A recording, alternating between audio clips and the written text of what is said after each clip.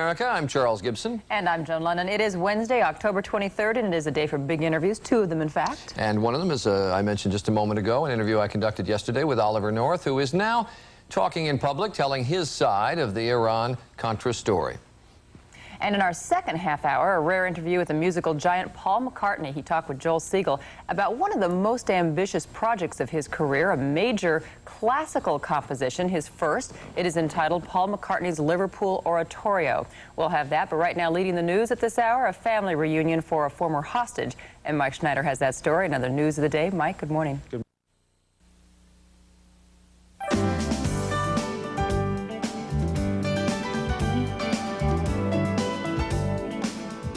Hi, this is Paul McCartney from Liverpool. Good morning, America.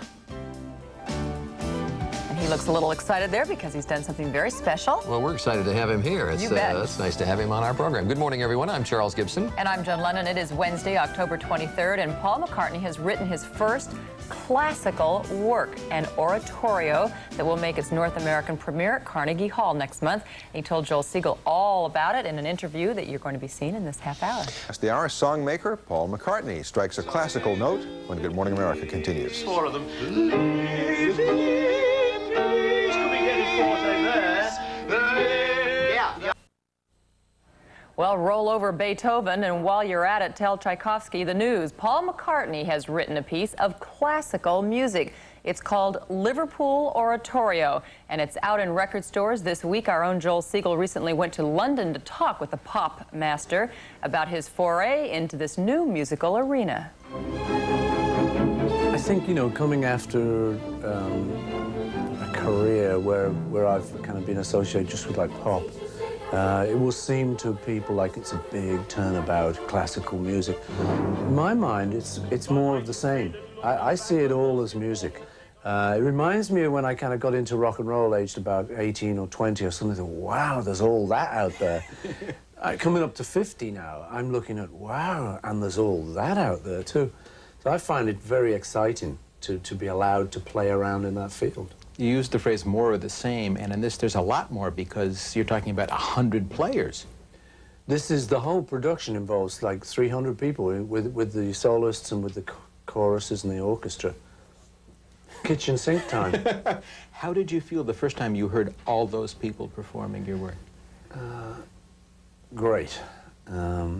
It'd been difficult for me during the writing of it because Carl Davis, who I'd written with, a New York guy, is the consummate musician. He can write it, understand it, read it, so on and so. The way I've always approached music is to sort of hear it. I can make it, I can tell other people what to do, but I can't actually write it down. You know, if I give you directions, I can't talk about quavers and semi-breves and stuff. I just sort of say that bit there. How did the collaboration work? Well, the difficult thing was, would I like this guy? Because I didn't really know him before. He'd conducted the Liverpool thing, and they were very different. Carl's New York, nervy kind of guy. I'm sort of Liverpool, you know, a bit more laid back. And I wondered whether we'd hit it off. But we did, I think. And I really enjoyed it. I think Carl did too. We just had fun. Me, because I was learning so much. I was thinking, oh, can we do that? Can we? And Carl would be saying, you're turning me on. You'd be turning me on. And the pages would be flying, you know. I'm going to be writing down. Confusion, try my illusion, thinking of losing my mind. That's good. He once said, let me take this away for 2 days and I'll write it and I'll bring it back. I said, no, it won't be mine then. I said, you've got to let me sit with you. So that's what we developed. How do you go about in the creative process of taking something as real and concrete as a memory and turning it into something as abstract as music? I don't know. It's something I do.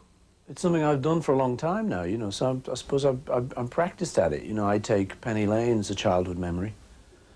I just sort of remember the barbers on the corner, and then, you know, you just try and put some words rather than saying, there was a barber on the corner. You try and say the barber who's got a picture of every head he's ever had the pleasure to know, or whatever the line is, and you try and poeticize it a bit. But it's just something I don't find too difficult to do that. It's a gift.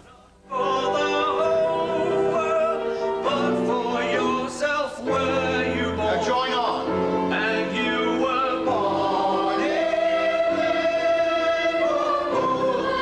whole thing was originally a commission from the Liverpool Philharmonic Society that run the orchestra and the choir, the chorus. And also, we were given use of the cathedral choristers, the boys' choir, the kids' choir. And the story on that is that when I was 11, I auditioned for this choir and failed. So it was like, sweet revenge, I'm going to give those kids hell. It didn't turn out like that. We had quite a laugh, actually. But it had always been something of mine, you know, to get in that choir. I mean, I've got a great memory of the Liverpool first performance, where the woman who kind of introduced me to a lot of what I call kind of sort of fine music, like she was my cousin, and she was there. I just looked around to see how she was doing, because I knew she'd like this piece. They're just proud of me. It's just the boy, you know, he's done it. You know, they're just proud because we're there. Never mind what it sounds like, you know, they're proud for that. So I looked around to see her, and she was just screaming, crying away, and her husband's just handing her tissues. And they're just looking at it. So, you know, I mean, there's something good in that. I think, you know, release a bit of emotion with some tears is a great thing. I think we're learning that more and more these days, you know. Are you going to do more of this kind of music, or? It would seem to me, quite honestly, that the major difference is the difference between writing a song that runs 2 to 3 minutes and writing a piece of music that runs 80 minutes. Yeah. It's a lot more. You know, this was a big piece. This was a 150th anniversary celebration. We had to come up with something big, we felt. We couldn't just sort of throw them a tin whistle solo and say, good luck to you boys, you know.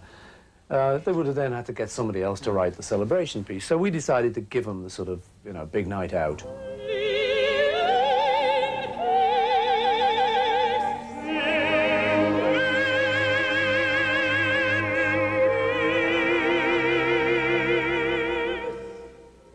I'm not sure the next thing that I do would be as big as that. It's great fun doing something as big as that, but it might be a little bit more modest next time. I don't know. It may be even bigger. Watch out. I don't know. No plans, really, you know, but I'm excited by the whole thing. And for me, you know, if at this point in my life I can be doing something I really enjoy, then I don't ask for anything else, you know. Well, that is exciting, and that beautiful video is taken from the premiere of Liverpool Oratorio, which can be seen on part of the PBS's Great Performances series. And we're going to come back in a moment. We'll talk with Joel about his impressions of Paul McCartney's new music when Good Morning America continues. It is now 45 minutes after, and we just saw Joel Siegel's report on Paul McCartney's classical debut with the autobiographical Liverpool Oratorio. And Joel's here right now with more on this latest musical adventure of a former Beatle and Wings. And, you know, it's interesting because, first of all, it seems like he's such a nice guy and such a down-to-earth guy. What were your impressions of him and this music? Well, he really is a nice guy, and he works at it. He knows he's Paul McCartney. And he has been Paul McCartney in the public eye for 30 years. Yeah. And he works at remembering people's names. When the interview was over, he thanked the crew by name. I think he just wants to be a real person. He doesn't want to be trapped by his celebrity the way so many celebrities are. And as a musician, I was astonished. I sat in, I haven't heard the whole piece, but I listened to the BBC documentary, and the music is stunningly beautiful. It reminded me, in the British tradition, of their serious composers, Frederick Delius and Benjamin Britten. It is that good, and it's really a triumph for him.